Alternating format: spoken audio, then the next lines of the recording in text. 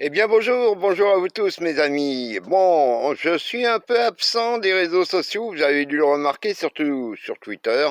J'ai averti il y a quelque temps que je faisais une petite retraite sabbatique, donc des réseaux sociaux, parce que ça devient véritablement pour moi anxiogène.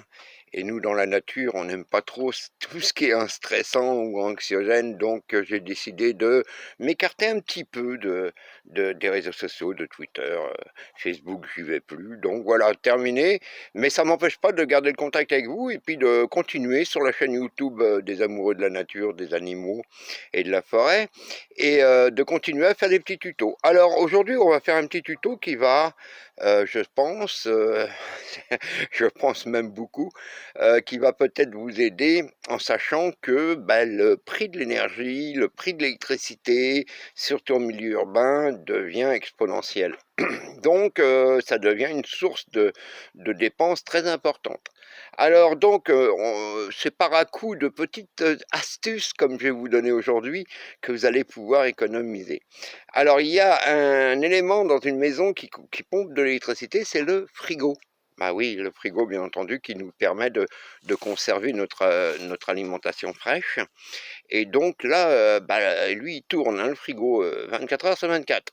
Et ça a une certaine consommation. Quoique aujourd'hui, ils font des frigos de moins en moins, disons, énergivores. Mais quand même, ça reste une dépense.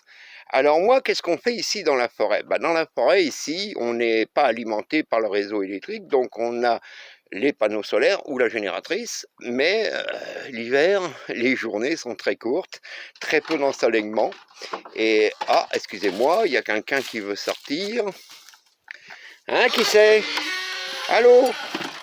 Qui c'est? Et voilà, c'est notre ami Floki qui a repéré son écureuil. Excusez-moi de l'intermède. Là, c'est important. Ah ouais, là, son écureuil, c'est... Ouais, bon. Ouais, enfin, excusez-moi, vous allez entendre des aboiements, là, c'est un peu normal. Alors, donc, oui, donc les frigos. Alors, bon, moi, enfant, il n'y avait pas les frigos, ça n'existait pas. Enfant, j'ai connu à Paris ce qu'on appelait les glacières. Les glacières, c'était quoi? C'était comme des frigos, sauf que, il fallait des pains de glace. Et j'ai connu les livreurs de pains de glace qui amenaient des barres de glace qu'on cassait, qu'on mettait dans les glacières pour conserver au frais. Alors donc, je me suis dit, pourquoi pas faire comme dans l'ancien temps, hein, à la limite. C'est-à-dire, vous débranchez votre votre frigo, et à ce moment-là, vous profitez, suivant bien entendu les endroits où vous vous trouvez. Tiens, bonjour Grisou.